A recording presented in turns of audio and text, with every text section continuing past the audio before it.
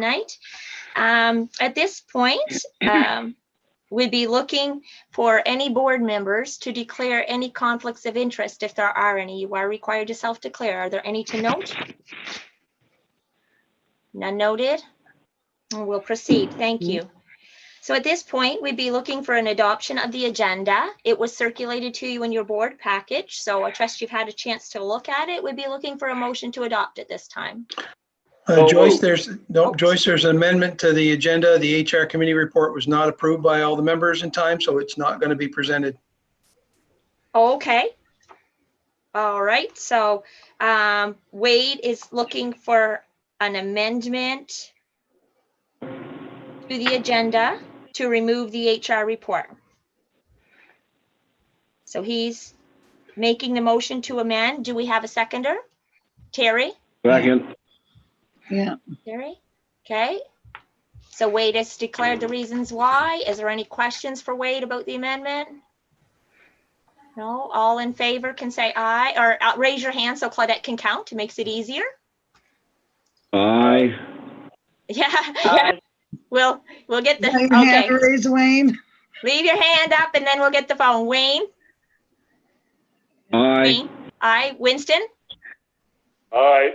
Faith? Aye. Thank you. Claudette, you all set? Okay, so we have the amendment to the agenda. So we'd be looking to adopt the agenda with the amendment. Do we have a motion? I'll make that motion. Annette makes the motion to adopt Yep. with the amendment. Do we have I'll a seconder? second. Terry? Yeah. Terry seconding it. Okay, any questions about the agenda as circulated, keeping in mind the amendment? Okay, all in favor can raise your hand again so Claudette can count, and then we'll get the phone votes. Wayne? Aye. Okay. Wade? Aye. Wade? Faith? Yes. Yeah. Winston? Aye. Faith, I didn't hear you, sorry. Aye. Thank you. All right, I think the adoption of the agenda has passed.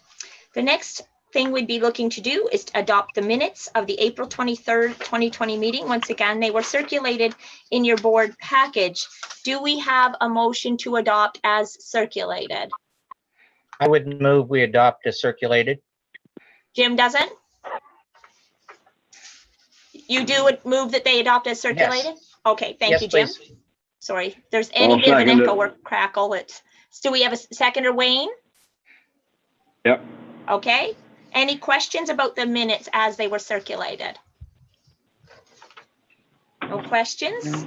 All in favor of adopting the minutes of the April 23rd, 2020 board meeting via Zoom as they were circulated can raise your hand so Claudette can count, and then we'll get the phone votes. Little bit of a process, but we'll get there.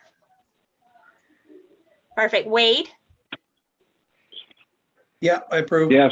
Wayne, good. Faith? Yes. Winston? Yes. Thank you. We have the adoption of the minutes. So we'll move on to business arising from the previous meetings. Per the board's direction at the last board meeting, the executive director was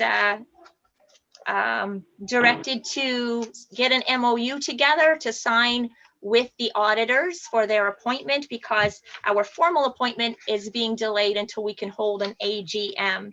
So with that being said, Hollis can screen share if he likes. Or it was in your board package as well, if you've had a chance to look at it.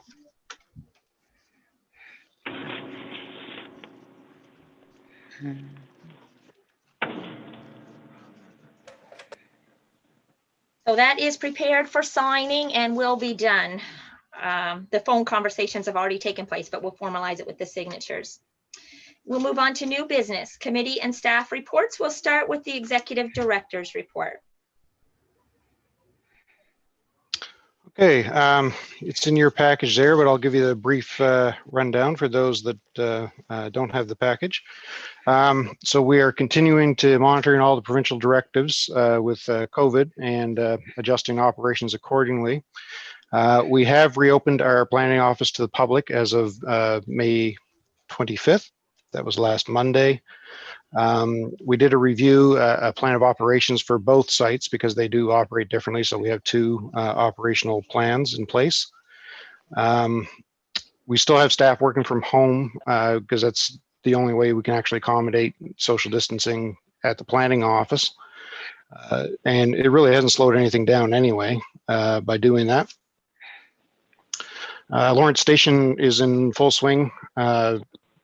Everybody's there at work, and anybody that was working at home, specifically me, is now back working at my own office at Lawrence Station on a daily basis. That facility lends itself well to social distancing and being able to comply with regulations. Our waste numbers as of the end of April are slightly down year over year, but last year we had wharf demolition as well. So take that into consideration. Once we take that into consideration, we're only off by 121 tons. But I think you're going to see a difference when I do next month's report. We're probably going to be higher. We've had record numbers of trucks at the scale. A lot of smaller stuff. There's a lot of cleanup going on. There's a lot of like half tons, that type of traffic. So it'll be interesting to see what happens this month. Commercial waste is down a little bit. That'll probably pick back up again as well. When talking to other executive directors in other regions, this is exactly the same trend that they're all seeing. It's the same thing. Household waste is up and commercial's down. So nothing unexpected. Our recycling is still being shipped for processing when we can. We can't always just ship it like we used to. So we have to sometimes stockpile it for a while, and sometimes we have to, sort of make sure. We also have to get trucks there by a certain time now because of their restrictions. But to date, everything has gone for processing, which is more than I can say for other regions in the other commissions in the region. Building development permits, you can see them there. I have a list there at the top of the report. Nothing crazy showing in that report. However, next month you're going to see a huge increase. There's just been our planning office, our development officer, they just been flat out. And it's kind of taken us a little longer to get a permit done just because it's there's that much backed up right now. So it's good news for our region that there's this much building going on and they're getting permits for it. So that's all. It's all good news. It's just a little crazy around here lately. The only other thing I wanted to mention was, we've had a number of committee meetings this month. We've had, this is our third board meeting, I believe, on Zoom. We are doing a lot, and I don't think any of this has slowed this down. And I just wanted to give a big thank you to all of you for putting up with this and coming in with a good attitude about it, being very positive about it. It's been very helpful. I look at some of the other regions. I was on a call this week with a bunch of other executive directors. There are some regions that haven't met since March. There are regions that are only having meetings with like their executive and haven't had a board meeting. So we're doing extremely well, and you all deserve a round of applause. So thank you. That's my report. Thank you, Hollis. Are there any questions for Hollis about his report? No questions? Thank you, Hollis. Okay, we'll move on to the strategic plan update. Once again, that will be over to Hollis. Okay, so I've included this in your package. So this follows very much the format that we set out when we were creating the strategic plan. The only thing I added was some updates on the right-hand column, and that would be in green. So, and you're going to see this on a monthly basis. It's going to evolve as we do more stuff. So there's a number of rural plans in the works. As you can see, St. Andrews, Dufferin, Penfield, St. George, Harvey, McAdam, The St. Croix Corridor Rural Plan is something that's actually, I can let Alex kind of speak to that one a little bit more, because that might be a little bit confusing. Alex, do you mind just talking about that for a second? Yeah, sure. The St. Croix Corridor Rural Plan is taking what we have right now for the St. Croix Corridor and flipping it into a modern land use document. Right now, it's a basic planning statement, and there's a zoning regulation. And essentially, we're going to be looking at this with Western Valley Regional Service Commission and the province, kind of as in a working group style. But mainly, we're going to do the heavy lifting in the Southwest because we actually have the most planning capacity right now. So we're going to be talking to the local service districts that fall along the St. Croix corridor. It doesn't go into this county. There's about I think we counted about 11 local service districts, including a couple in the Western Valley. And so basically, we'd be looking at a rural plan for Western Valley and a rural plan for the Southwest. But they'd be mirrored and very much similar to what's already in place. So it's just more of a less modernization, so the document has relevance in the current legislative framework of the province. Alex, can you answer for me? This is the first I've heard about a St. Croix corridor. Does it involve local service districts that don't have a rural plan? And so this is being done from the provincial level, or can you just explain what it is? Because this is the first I've heard about it. Okay. No, there's been a St. Croix corridor plan in place since 1993. It only applies where you are within 30 meters of the river for the most part in the Southwest. But when you get closer to Spednick Lake and north of Macadam, the setback and where the plan applies, it can go up to 100 meters. And that's largely conservation land work up there, but it has restrictions for placement of new development closer to the river than it is currently. Mainly, it was developed to preserve the aesthetics of the river. It's an important international river waterway, and it was initially led in the early 90s by the St. Croix Waterway Commission with the province and in conjunction with Maine. So Maine has its kind of similar regulation on their side of the river. Excellent. Thank you for that. I had no idea some of these things exist, but you don't always have time to delve into everything when it's, of course, not your day job. So thank you for that, Alex. I appreciate that information. Yeah, thanks, Alex. I know you explained it way better than I was going to. That's why I called on you. Sorry about that, but delegate where you can. So other stuff we're doing, I've started work on a comprehensive QMS quality management system for the organization. We have very fragmented sets of documentation and record keeping and things like that. We have all of it. It's just not in a cohesive QMS. So that's part of our continuous improvement plan. Once I get that in place, then we can do more improvement once we have it in a comprehensive system. Just skipping through a couple of the other things that are on the strategic plan.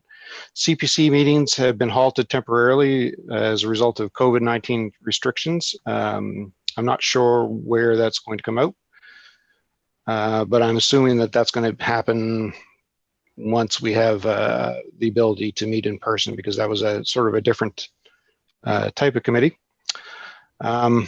The RSC task force for policing that I was assigned to, along with a couple of other executive directors, has not met yet with the minister. A lot of things have been sort of thrown by the wayside with all of the COVID-19 takes the attention of a lot of other bureaucrats. So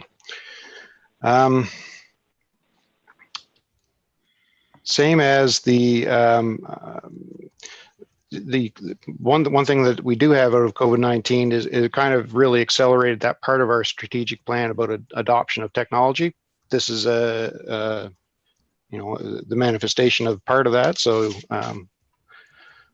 kind of move that along. We've done a lot of communications by social media, radio, community television. We've had a lot of advisories about our office closings and different changes we've had to make for operations. So we've stepped up communications. Our junior planner has been hired. They're working out extremely well. Moving down, our landfill gas plan, Mike and I talked about a couple of things, but it's really, we haven't, it has yet to be established. In terms of reducing CO2 and environmental initiatives, I have replaced some of the older fluorescent lighting in buildings with some LEDs, and that'll be a continued thing that we follow. Moving down to the part where we're talking about the economy of our region is strengthened. We discussed an economic strategy at the PMC, and that'll come later in our PMC report. Recreation Master Plan. They're taking on different initiatives, as you know, so that goes with our local nonprofits and social enterprises. So they're dealing with a couple of different groups at the time. Our current expenses are on track, and our revenue is also on track when we're talking about the organizational performance. Government meetings, for me to get a meeting with anybody right now is pretty near impossible, just because of everything going on. I assume that that'll lift at some point. And finally, you've adopted this strategic plan, and our bylaws are currently under review, which was part of our last part here. So that's my report. Are there any questions for Hollis on the update to the work being done per the strategic plan? Mine's not regarding the strategic plan. I just wanted to know when the decision was made about the CPC committee and who made it, because no one on the committee knows anything. I don't know about any decision being made. I just know that you haven't met. Yeah, no, I knew that too. I just didn't know if somebody had decided, like, because we don't get a lot of information when it comes from the chair. So I was curious. Me too. Okay, thanks. Okay, so it's not necessarily that an official notice came out saying they're not meeting because of the pandemic restrictions then? Right. Maybe that's what caused the confusion? I think so. Like I say, sometimes the chair has a tendency to forget to tell me things, and some of the rest of the committee members. So I was just curious. So Hollis, you didn't get any anything that said that they've been halted because of COVID. It's just kind of because of what's going on. There's no place to meet. There's no place to meet. No place to meet. It's obvious that you can't have a meeting. You're meeting at the Oakdale Hall, and that's against the law. There's no place to meet, but Okay. I've been doing 2 or 3 Zoom meetings a week, so I was just curious. All right. So we'll get that cleared up, and hopefully all in-person meetings can work toward getting started again. That's certainly my hope. We can make steps toward that. All right, thank you, Carla. So we'll move on at this time, since there was no questions for that. Point E, the Human Resources Committee report was struck per the amendment to the agenda. We'll move on to F, the Regional and Collaborative Oversight, the RCOC report. And Terry James is the chair of that committee, so I'll turn it over to Terry to give the report. Okay, just 1 second here. I gotta read it. We did meet our first meeting. We didn't have quorum, so we changed the time and the day, and actually had a great turnout. I'll just give a quick summary. So we had a very thorough and recreation update given by Tanya Harrington. And she states that she had submitted a report which includes grants, Eastern Charlotte SRRF committee, the cost sharing, and Coastal Link Trail were all are items that were discussed. Actually, there was a lengthy discussion on cost sharing and what it would look like and how it would work. And We also talked about having a good start to some projects before Tanya goes off on maternity leave. So the recreation portfolio is coming along really well. Tricia Dickerson, who is our recycling representative, she gave an update on recycling, stating that our numbers are still strong. So Society Via is back up and running, and I believe that's the Quebec recycler, is that not? And we got an ETF grant of $45,000. You may recall that we had ordered a load of carts. They've been received. And I believe Trish said that she still had some on her waiting list. The white goods program has restarted, and you want to encourage people to utilize that program because it's a great program, and it gets rid of, you know, your washers, your dryers, your fridges, your stoves. You just call for an appointment. They give you a date to put the article out at curbside, and they will pick it up. So it's a great program. It's well utilized in our area, and I encourage everyone to support that. The New Brunswick reduction videos, they are available to the public, and links will be sent to members, and I believe that's through our Facebook page.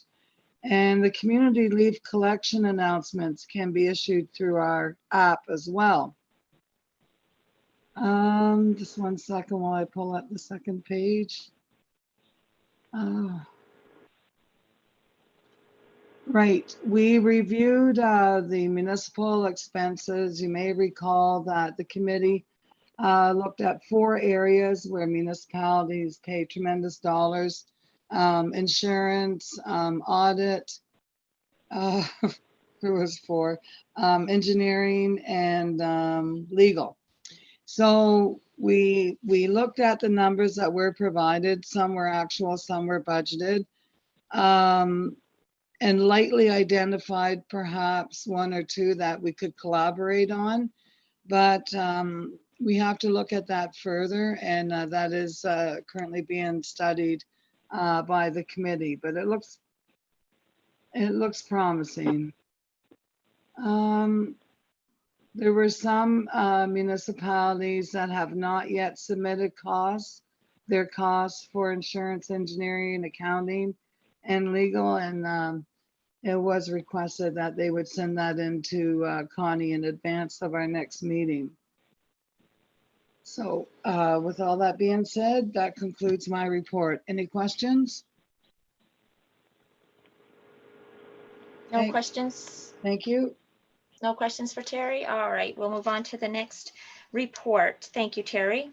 Yeah, you're Bylaw welcome. Committee report, and the chair of that committee is Mr. Jim Tubbs. So Jim, take the floor, proverbially speaking. And, Thank you, Madam Chair. The Bylaw Committee met once for about an hour and a half. We have been working on fixing up some of the bylaws. We're also looking at the status of committees. I noticed in my package tonight, there are 2 submissions from committees that are for bylaws. So I'm glad to see those. Any other committee chairs, if they have any recommendations for bylaws, I'd like to either come up at the next meeting or send me an email. And that's all I have to report right now. we're working diligently. That's for sure. Thank you, Jim. Any questions for Jim about the work of the Bylaw Review Committee? No questions? Thank you, Jim. I appreciate that. The Planning Management Committee report is next on the agenda. The chair of that is Dennis Blair. So Dennis, we're going to turn it over to you.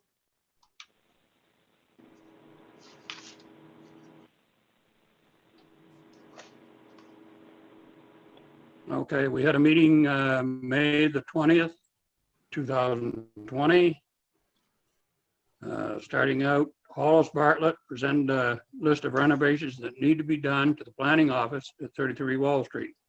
Closing date is June the 5th. Renovations will take about 8 weeks, and planning operations should be able to start there in August. a SNBSC employee will perform some work and oversee contractors. The estimated cost for renovations, including staff wages, is $46,537. All members agreed to forward renovation costs to the Finance and Audit Committee for consideration and request that a motion be made to the board to allocate $50,000 from capital for renovations. Alex Henderson gave a presentation that suggested adding another term, 3 total, for PRAC members. And there's a little discrepancy in there, so I will refer to the bylaws that are coming up, the bylaw changes that will be coming up. Notwithstanding subsection 6, Planning Review and Adjustment Committee members may be reappointed for a 3rd term, 4-year term, where they are re-elected to the chair position by the Planning Review and Adjustment Committee, or they are recommended to the board by a council to continue servicing. Notwithstanding subsection 6.2, Planning Review and Adjustment Committee members may be reappointed for a 3rd term, 4-year term, where following takes place in sequence. There is a vacancy of a member from an unincorporated area. This vacant position has been advertised publicly on the Commission's website for a period of more than 3 months, and the board fails to find an acceptable new candidate member after that advertising period.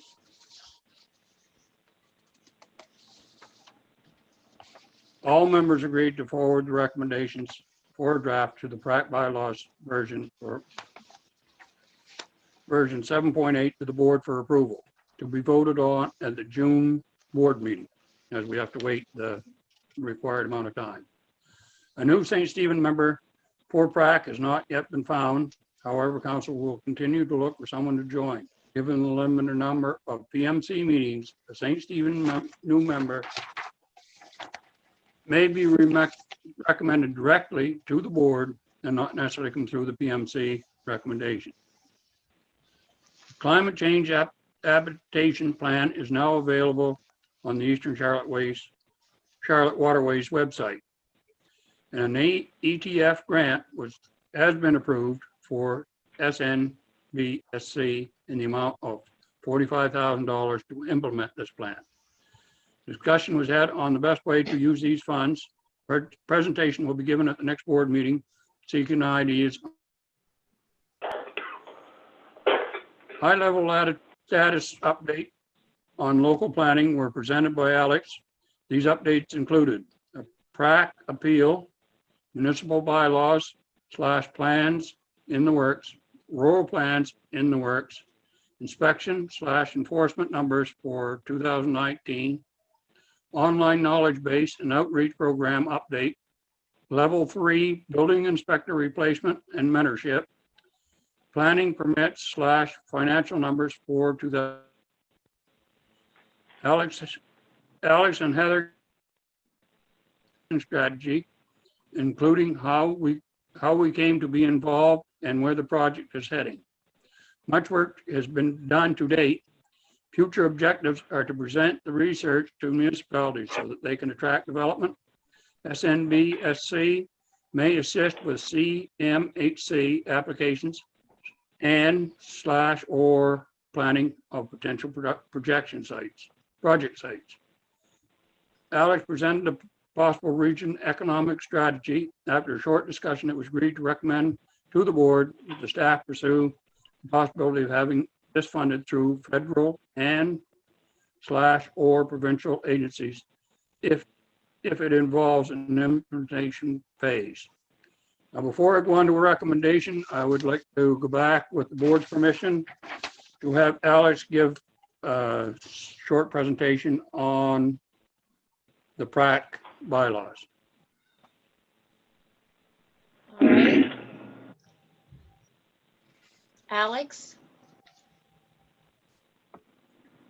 Madam Chair. All right, I'm just going to do a share screen. Also, Dennis, if it's all right, I wanted to touch base on the climate change and the economic strategy in this presentation. Would that be okay now, or do you want to do that later?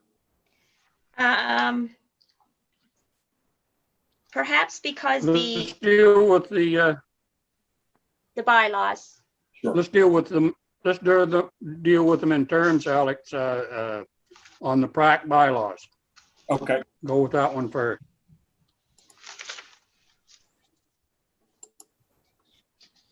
You all have a copy of this in your reports anyway. All right.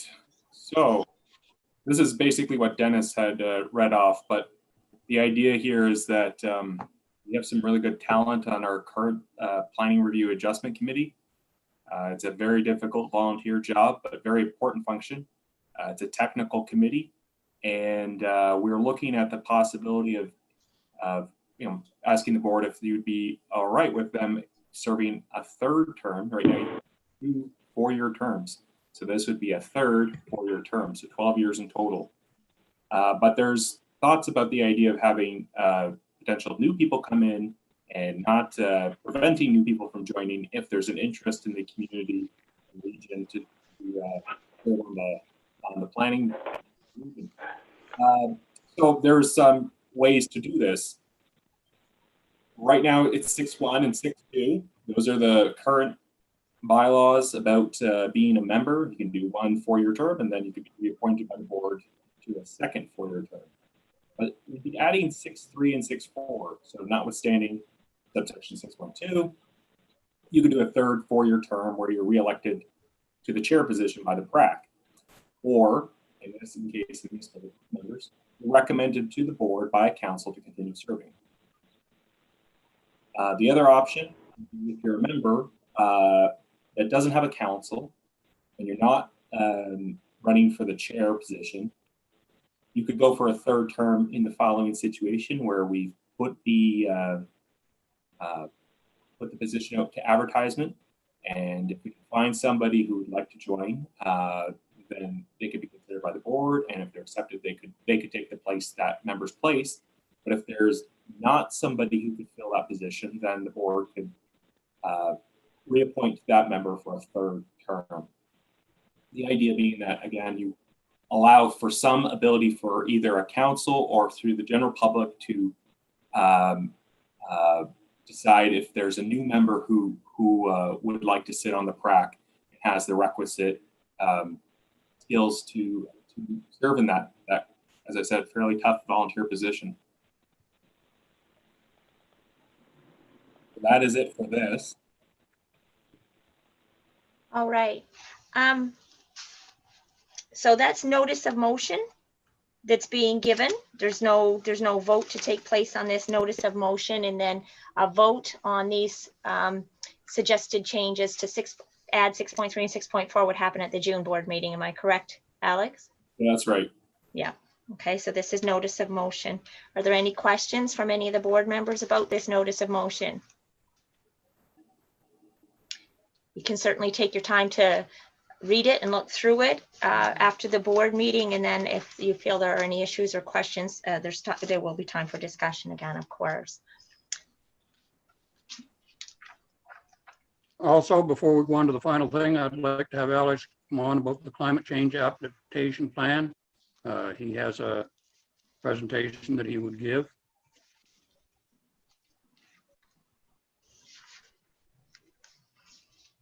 All right, anybody object to that?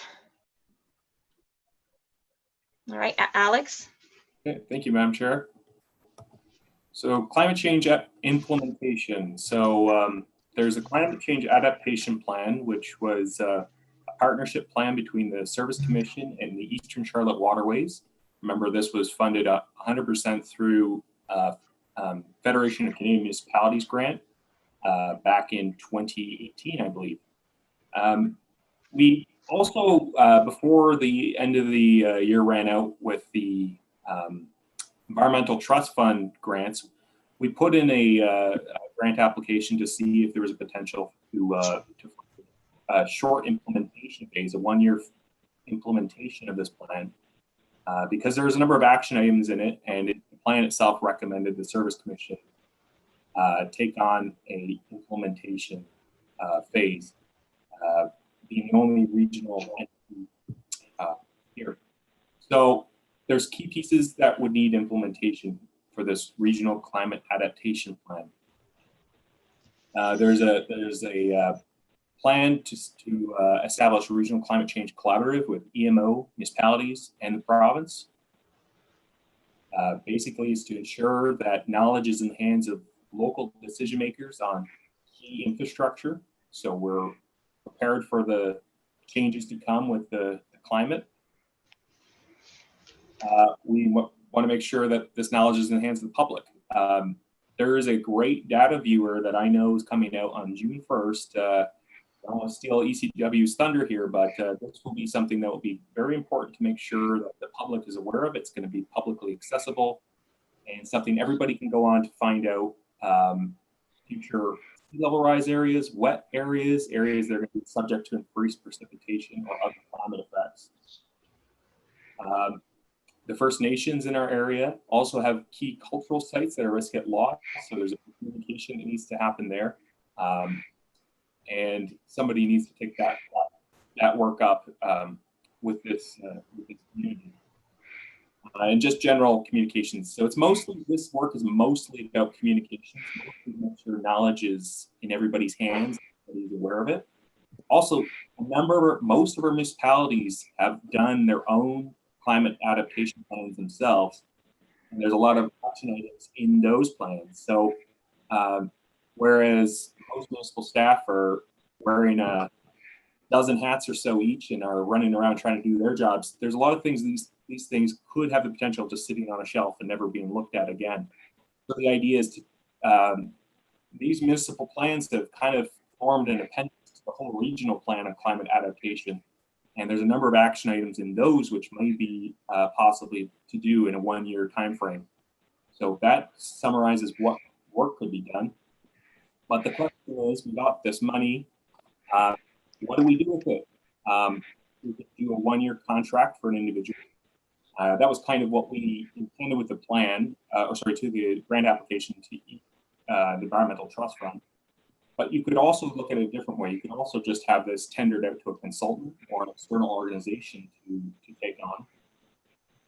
The pro and con there being that with the person being internal to SNBSC, we would potentially benefit from having them learn how local planning works, how local governance works maybe a little bit more. It depends on which organization it is and how familiar they are with our region. Lastly, we don't have to spend this money at all. It's granted to us, but we could return it to the province if it was not a priority of the board. So is that what's going to be presented? Because the report says the presentation will be given the next board meeting, seeking ideas. Is that kind of giving us a thought process for what's going to be in our mind for next month? I think what the PMC report meant was that at this meeting, I'd be giving this presentation. Oh, okay. Yeah, the next board meeting, meaning the next board meeting after. Okay. Yes, and it was going to be put up for the board to take a look at this and ask questions and find out, get the feeling whether they want to take this on or not. Okay, and if they gotcha. need another month to decide on this, if I'm correct, Alex, I don't think we have to do it right at this meeting, but this is a time here to get some questions in, or maybe even give it some thought until the next meeting.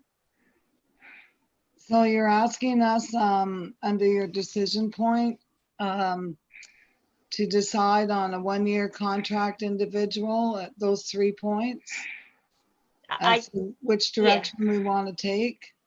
I think some more discussion about that and being more prepared for it would definitely be advantageous from my perspective.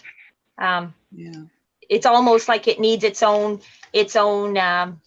section in a guest presentation or new business presentation, rather than as part of a report before we were to make a decision. That's I would certainly feel like we would be doing better due diligence to have a more fleshed out discussion on just that particular topic rather than just have it kind of sandwiched into a report. But I mean, it's certainly the board's discretion. Yeah, I support that. I would like to have more of a discussion on it. Unfortunately, I didn't attend that meeting because of a council commitment, but so I didn't get all the information, so.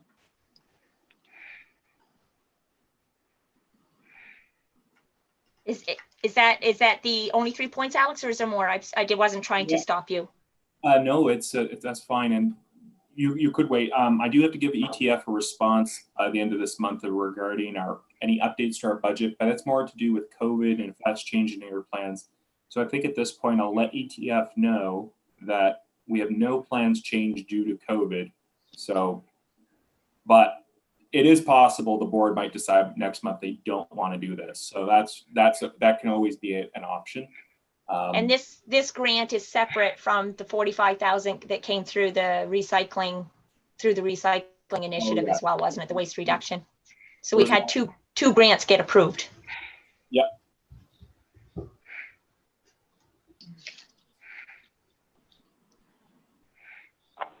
Dennis, was there anything else in your report that you needed to defer to Alex or that you wanted to? Yes, there is. Okay. Alex and Heather gave an update on the regional housing strategy. If Alex wants to give a little presentation on that. Okay. All right, Madam Chair, I wasn't actually prepared to do much of a presentation on housing. I was going to look at the economic strategy piece, but I can briefly talk about housing if you want, Dennis. That's no problem.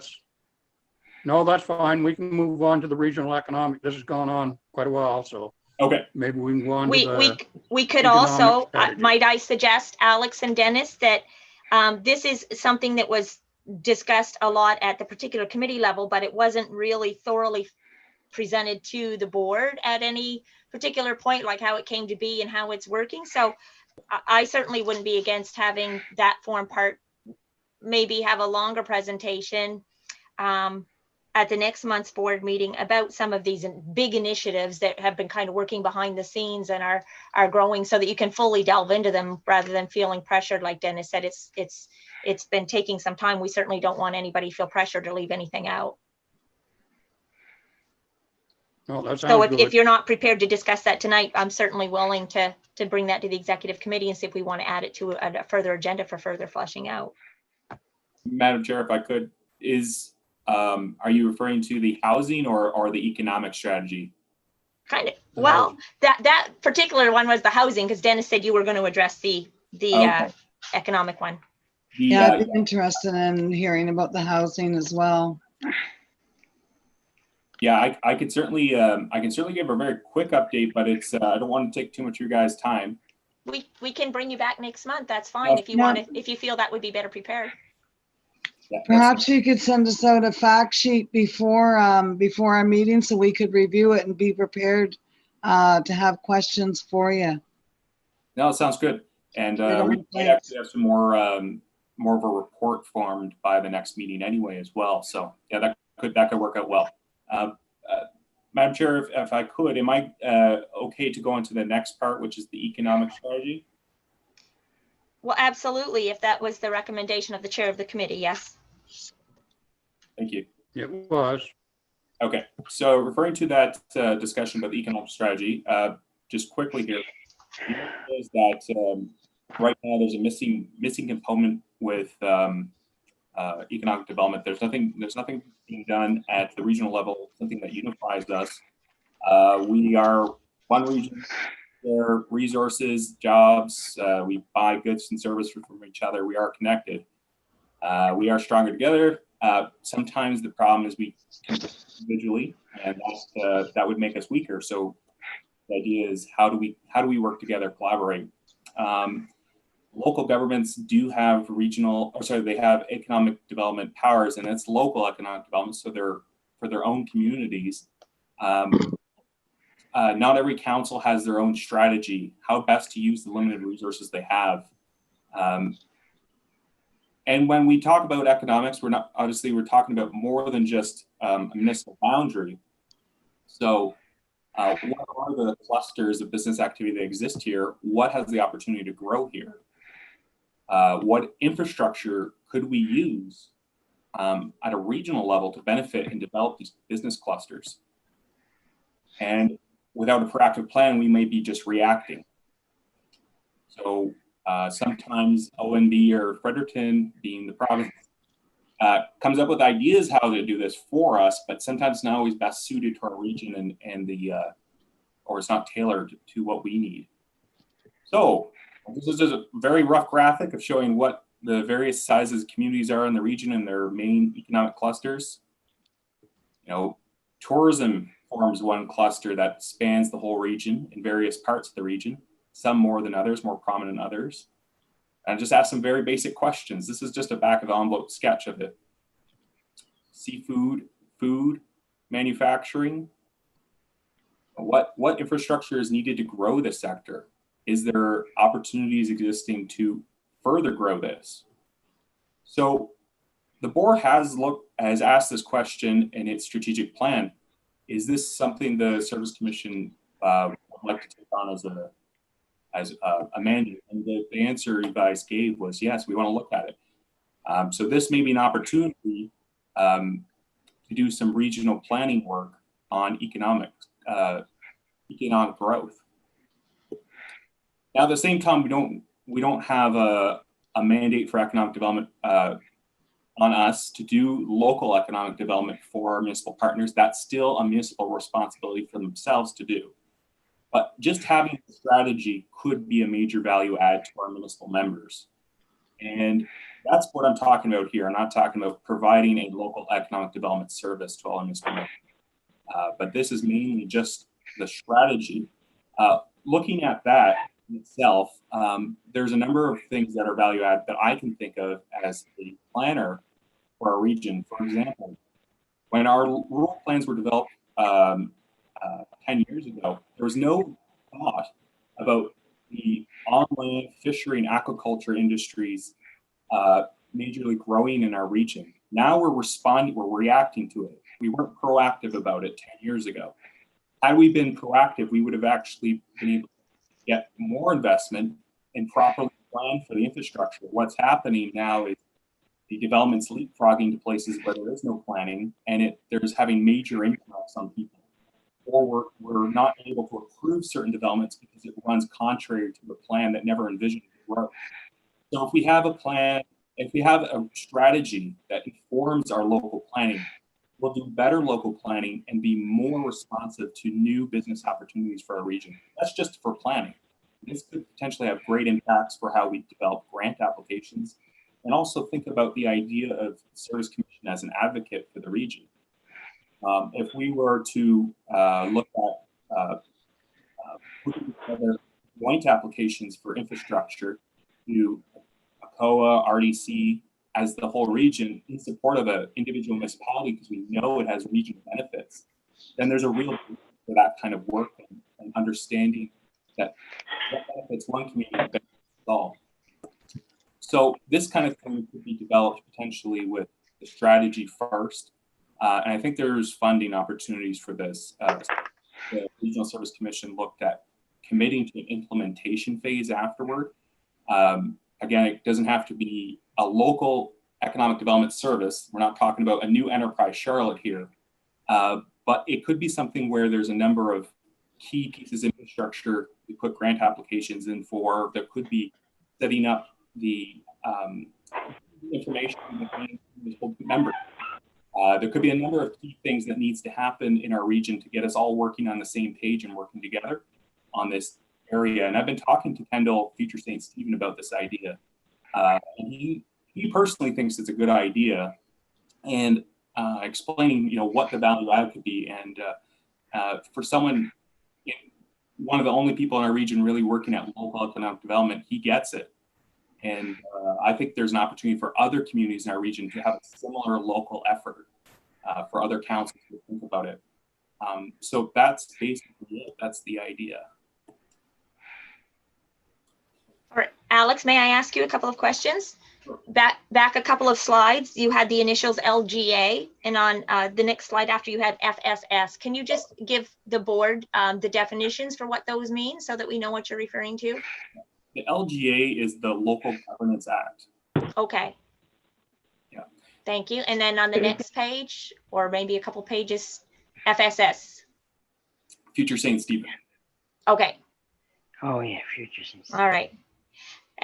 And again, I think thank you for your presentation. I'll turn it back to Dennis because he's the chair of the committee, but just as the chair of the board, I want to say thank you for your presentation, and for answering those questions. But I do think that this also requires almost its own full discussion due to the nature of it and due to the possible financial impact, because as Hollis said, the planning department is behind already in a lot of the day-to-day things. And so adding another level would obviously mean having more people.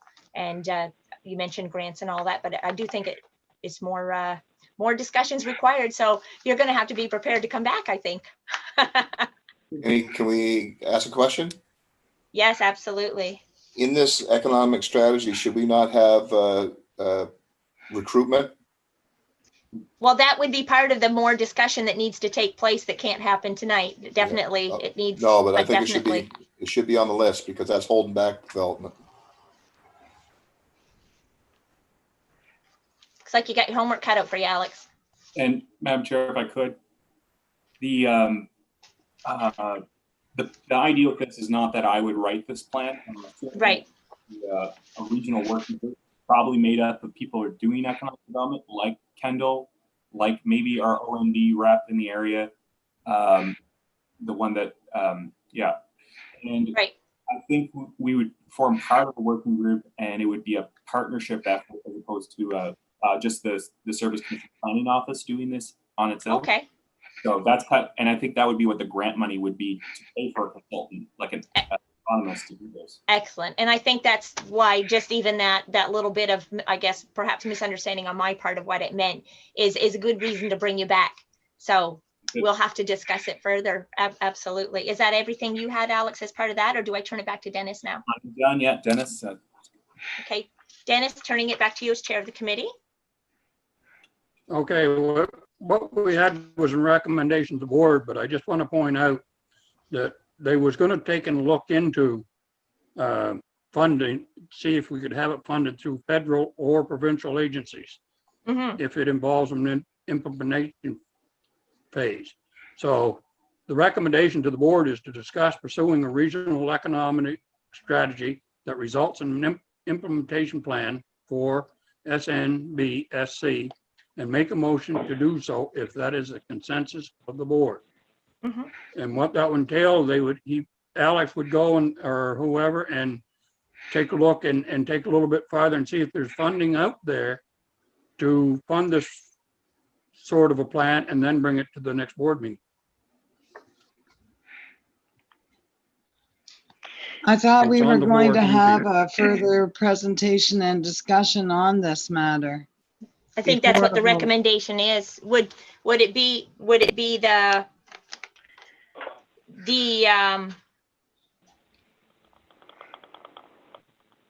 so the recommendation is for the board to make a point to discuss this at another board meeting, and then see if there's a will for it to be pursued under the SNBSC banner. So Alex is that the idea that Alex will come prepared perhaps next month for us to have a robust discussion on this and say. And also the board members themselves, so that we can have the opportunity perhaps to discuss it with our council or, with our neighbors. I like to have a chance to chew through it and, before I would make a commitment.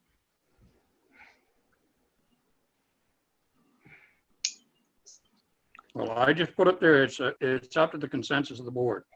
Is the consensus of the board? Well, the executive committee can certainly discuss putting it on the agenda, but as long as the board members are in favor of at least having a discussion, we're willing to discuss just about anything around our board table that falls under our mandate or our allowables. So, excellent. So thank you. Dennis, is there anything further? No, I just want to clarify that a little bit. It was to discuss pursuing a regional economic strategy that results in an implementation plan. And the motion to do so, well, in order to do that, he's going to have to go ahead to do the research to see if we can get funding from the provincial or federal level. Okay, I'm sorry, Dennis. I was for here tonight.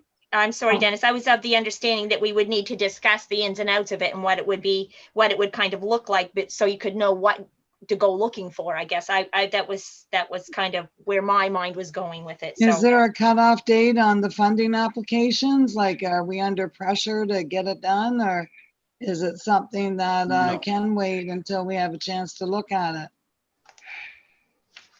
We'll turn this back over to Alex. Madam Chair. Well, Alex? The no, this idea is actually, it's possibly a little bit novel, but we on the very early idea of just floating an idea by an ACOA official, they were interested. It might be the first service commission to consider doing such a strategy, but that therein lies potentially an opportunity, because I think that would be one of the reasons they might fund it.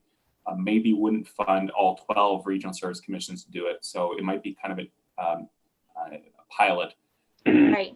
But further to Terry's question, there's no money sitting on the table that has a deadline. So we can take our time and make sure we do this wisely and have a good, robust discussion about what this actually looks like, and have you maybe do a longer presentation than what you're able to do here tonight about it. Yeah, no, totally. And that's I think the intention of the motion is that to put it on the board's table for discussion, and for us to do some get some directive from you if that's something you want us to start digging around in. Okay, so we'll definitely need to discuss that. Again, that's what the motion is, and I'm certainly game for discussing. So thank you. Is there anything further, Dennis? Looks like it's coming to the table. No, that's good. Thank you, Dennis. Are there any questions for Dennis about his report? None? I think he made a motion, Joy. Need a motion?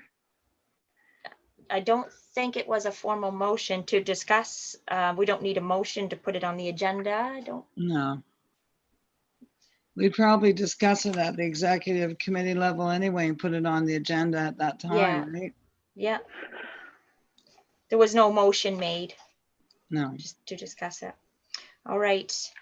So thank you, Dennis, for your report. If there's no further questions for Dennis, we'll move on to the next report, which is the Finance and Audit Committee report. And Winston is the chair of that committee. And we also have our financial officer here if we need any questions answered that, and Winston can turn it over to him. So Winston, take the floor, my friend. All right, thank you, Madam Chair. We had a meeting the other day with Jeff Mitchell, and he gave us a very good outlook on our investments and whatnot. We haven't done too badly. We're not up to scratch like anything else in the stock market, because everything is dropping and then going up and down. So, but he was quite pleased with what he presented to us. And also we had discussion on funding the renovations in the new building, and we don't have an exact figure on what it would cost. So we felt, or they felt, telling us that it would be $50,000 or less. So if we could, I'd make a motion to move $50,000 into the, which fund we talking about now? Into No. general revenue, I guess. No, I think that was at Mark's. The report, I believe, says that at Mark's recommendation, because the exact amount has to be given to move it from the reserve. So I think the resolution that's written is The not to. resolution was to allow $50,000 worth of expenditure taken out of the current budget to fund the cost of the renovations for the new building. And then once those renovations are funded and the true cost is known, then we would go back to the capital reserve and take money from that to fund those renovations. So that was basically the background on that. Certainly, everybody's aware that the building has been purchased, and we're going to be taking possession of that building shortly. And then before the folks can move into it, the planning department and those guys, there was a list of work that needed to be done. And it came out to about, I want to say it was around $48,000 was the number. But we wanted to add a little bit of slush there, so we added an extra 2,000. And when I say we, it's the F&A committee. So the F&A committee thought that we would go with the $50,000 figure just to provide a little extra in case it was required. Winston, do you have, I know your technology issues prevent you from sometimes having access to some of that we do. Do you have the motion in front of you that was in the report? No, I don't. I didn't. I sent Tommy up to the office because our office is closed now. Yeah, no. Do you mind if Ken reads the motion on your behalf that's in the printed report? No. Right ahead. Okay, thanks, Winston. Thank you, Winston. Yep, no problem. The motion as we would like to put forward is, I move that the board accept the recommendation of the Finance and Audit Committee to allow up to $50,000 for the building renovations for the 33 Wall Street property. We have the motion on the table. Do we have a seconder? I'll second. Second it. Annette? Thank Yep. you. Is there any questions about that or pretty straightforward? Any questions? Terry? I got a question. Is that all that 50,000, is that the total renovation, or do you expect it will cost more after? I believe that's the total renovation needed to get us in there landed. It's not that there may be something down the road that needs to be done, like windows replaced or something, general maintenance, but this is the basic renovations to bring it up to what the staff needs. Okay, and will the jobs be tendered out, or are staff going to do it?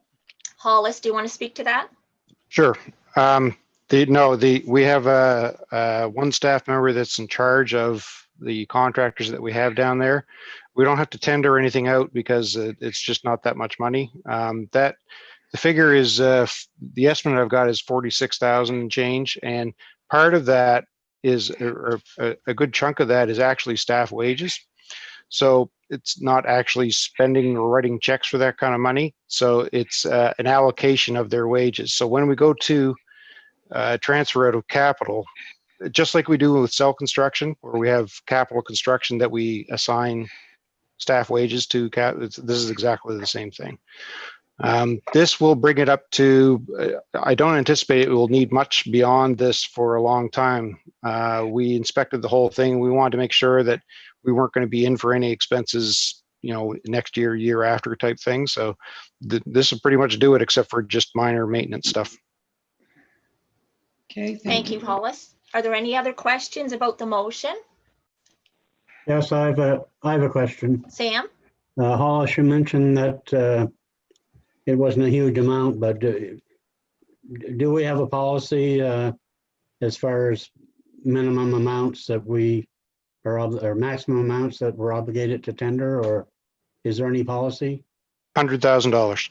100,000? Okay, thank you. That clarifies it. Thank you, Sam, for the question, and Hollis for the answer. Are there any other questions about the motion? No further questions? No further questions? All right, all in favor of the motion can raise your hand so Claudette can count, and then we will get the phone answers. Heather? Okay. All right, now we'll go to the phone. Wade? Wade? Yeah. Yes, I'm good. Thank you. Wayne? Yeah, okay. Faith? Aye. Winston? Okay with it. Thank you. Thank you, everyone. The motion has carried. All right. So, Winston, is there anything else that you need to discuss about the report? No, I think that's everything that I can recall. Okay. And unless someone else has something that they want to throw in. Ken, did you want to discuss point 3 that was in the report, because Winston doesn't have access to that at the moment? there was one more point in the report. I just didn't want anybody to think we were trying Sorry, to leave anything. I just didn't want forgot to anybody to try to unmute. think we were leaving anything out. Yeah, no, there was a third item there was periodic financial reviews. The auditors, a couple of years ago when we met with them, the finance and audit committee, they recommended that we do periodic financial reviews of things that are going on in the organization. So that would be like going in and taking a look at credit card records, going in and taking a look at monies coming through the weigh scale, those kinds of things. Not that we're trying to do a forensic audit or anything. It was more for to see if there were variations in things that were happening, so that if you had an outlier in an otherwise normal string of accounts, then all of a sudden you get a bump up. Somebody would notice that, and then we would be allowed to investigate that further through the use of officials other than ourselves. So basically, that's what it was about. We spoke about it, and we thought that we would look at doing it at least twice a year, or as otherwise directed by the board. So basically, that's what we were looking to have included in the, taken a look at by the bylaw committee with Dennis and his folks on that committee, and then see whether the board wanted to agree with that. So it's just in the beginning phases of the discussion. We'll take that, and we think it should be done at least twice a year, and or otherwise as directed by the board. Thank you. Any other questions for Winston about the financial report? The committee report, sorry. None noted. Thank you, Winston. Thank you. Financial reports, and we have our financial officer, Mark Porter, on with us tonight. So Mark, can I turn that over to you, sir? Mark. Yes, you may. Thank you, Madam Chair. So I'm just going to go through the summary income statement.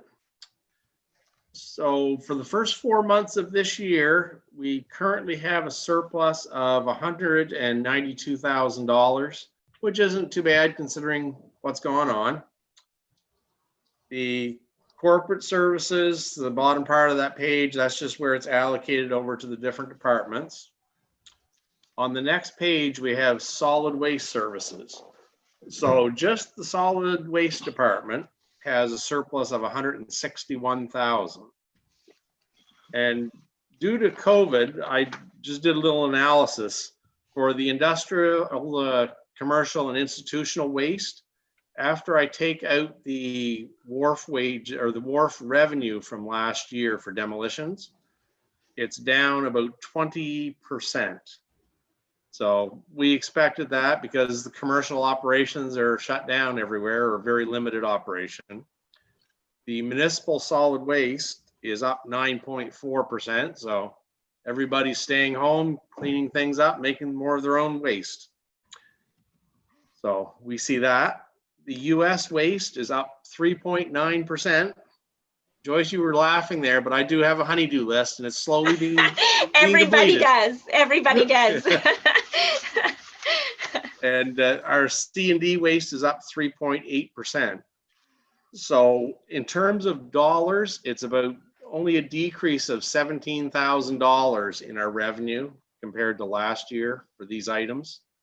So it's not as significant as we would expect, but that's mainly because the US waste didn't drop the same as ours did. Okay. And so we get into down at the bottom for capital expenditures from operations in solid waste. Out of our 900,000 budget, we've already spent 367,000, and that's because we bought a lot of big things up front. The excavator, there's another plow truck, and working on the leachate treatment system still. Next page is local planning. The local planning has a current year surplus of $14,368. And in the capital expenditures there is the Dodge Caravan that was purchased for $26,811. And above there in the revenues, under other revenues, there's about 23,000 there. And that is the transfer of one of the vehicles that was previously purchased in local planning. It has now gone to solid waste. So it shows as a revenue in that department. It'll show as an expense over in solid waste. And cooperative and regional planning, we've got a small surplus there, $2,196. And I think that's all the highlights I have to tell you about tonight. Are there any questions for Mark about the financial reports?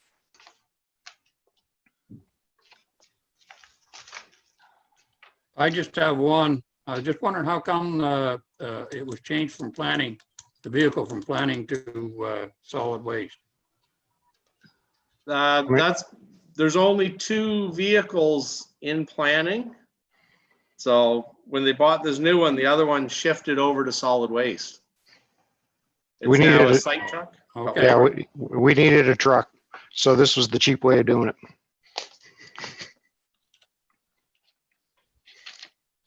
No, I just wondering. All right. Any other questions for Mark about the financial reports? Terry? I just wondered, where did the van go? For what department?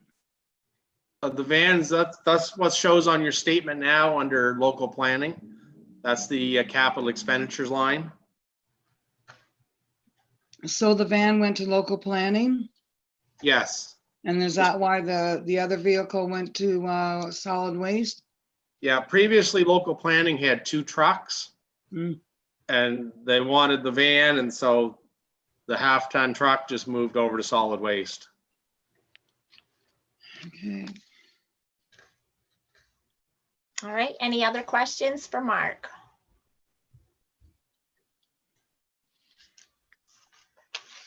None? All right. So those are the financial statements to the end of April 2020. There's no motion there to adopt, but if someone wants to make the motion to formalize it, you certainly can. There's none in the report. We'll be looking for a motion to adopt as presented. I'll make the motion. Don't everybody speak at once. Raise your hand up. Sam I'll make did. the Okay, motion. Sam had his hand up first. So we got a motion to adopt as presented. Do we have a seconder? I'll second. Sure, why not? Seconded by Ken. This whole business of getting your hand up there so I can see we all wait and talk at once. All right. Okay, all in favor of adopting as presented by Mark, can raise your hand so Claudette can count, and then we'll do the voices. Perfect. Now we'll go to the phones. Wade. Yeah, I'm okay. Thank you. Wayne. Yep, sounds good. Faith. Aye. Thank you. Winston. And me also, yep. Thank you. All right, with that final report, we are at the end of our agenda. We'll be looking to set the date and time of the next regular meeting. Per standing motion, it's always the 4th Thursday of each month. So that would be June the 25th, 2020 at 6 p.m. It may be here on Zoom, it may be in person, but we'll meet one way or the other unless someone makes a motion to have it a different day. None mentioned? Okay, it's June 25th, 2020 at 6 o'clock p.m. either here on Zoom or at, oh, Terry. I just Sorry. have a quick question. Are you going Yes. to, will the executive committee decide if we're going to meet in person or by Zoom, or when will the board members be notified as to which method we're going to use? Well, I would certainly, as we found today, what we think may be able to happen can change at a moment's notice. If it looks like we'll be allowed to meet in person, I would like the executive committee to consider that and send out as much notice as possible, but always being prepared to revert to technology at a moment's notice, as we found out today. Some things can revert. So definitely we'll we'll go with what's being dispersed by the government at the time, but the executive committee can definitely make that decision, subject to change at government directives. Certainly. So June 25th, 2020 at 6 p.m. And you will get notified just as soon as we know what we're allowed to do as well, for sure. Are there any questions coming in from the public, Hollis? I don't have anything on chat. I don't have anything on email. Okay. And I have 2 concurrent viewers at the moment. So that's 2 where we are. Vern. Yep. Okay. So at this point in time, we have to kick staff off and kick our viewers off and go live. And if you have anybody in the room with you, they will have to leave the room. This meeting has to be secure for in camera. If your door is open, you will need to close it. It can be only the executive director and the board members for this session, and then we will go live for adjournment. Do I have to get rid of my cat? No, I think your cat's okay. Gary, sorry,